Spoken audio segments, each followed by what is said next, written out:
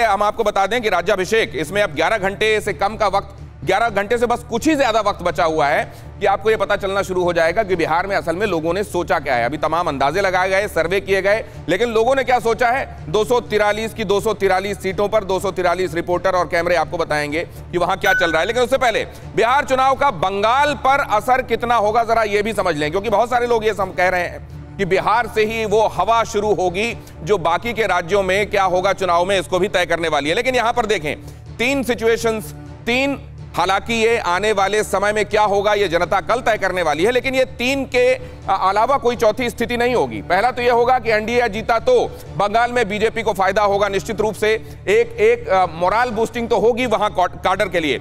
महागठबंधन जीता तो क्या होगा, विपक्ष का बंगाल चुनाव में मनोबल बढ़ेगा, ये भी बिल्कुल उसी तरीके से है। और किसी को बहुमत नहीं हुआ तो बंगाल में स्थिर सरकार दिए जाने का नारा बुलंद होगा कि देखिए अगर स्थिर सरकार होगी तो ही विकास होगा। अब आगे भी देख लीजिए कि क्या होता है इन्हीं तीन सूरतों में। और क्या मुमकिन है, एनडीए जीते तो क्या मुमकिन है, बीजेपी में कार्यकर्ताओं में जोश बढ़ेगा, काडर का मनोबल बढ़ेगा, लेफ्ट पार्टियों का अगर महागठबंधन जीता तो मनोबल बढ़ेगा, समाजवादी, कांग्रेसी। और किसी को बहुमत नहीं हुआ तो ममता बनर्जी के पक्ष में एक माहौल बन सकता है कि स्थिर सरकार देंगे और जो काम चल रहा है उस काम को आगे बढ़ाने के लिए स्थिर सरकार दिए जाने की जरूरत है। फिर से एनडीए जीता तो बीजेपी का बंगाल चुनाव में कद बढ़ेगा, पहले से ज्यादा देखिए खम ठोक के कहा जा सकेगा कि खासतौर से कोरोना बंदी के बाद हमने जो काम किए हैं उसके लिए मैंडेट था और उसके लिए बंगाल में भी असर मिलेगा। लेकिन महागठबंधन जीता तो लेफ्ट की मजबूती से बीजेपी को नुकसान होगा और किसी को बहुमत नहीं, तो बीजेपी और दूसरे दलों के लिए यह जंग मुश्किल होने वाली है और एक बार फिर से ममता का पलड़ा उस स्थिति में भारी होगा। एनडीए जीता तो टीएमसी बीजेपी की कड़ी टक्कर होगी,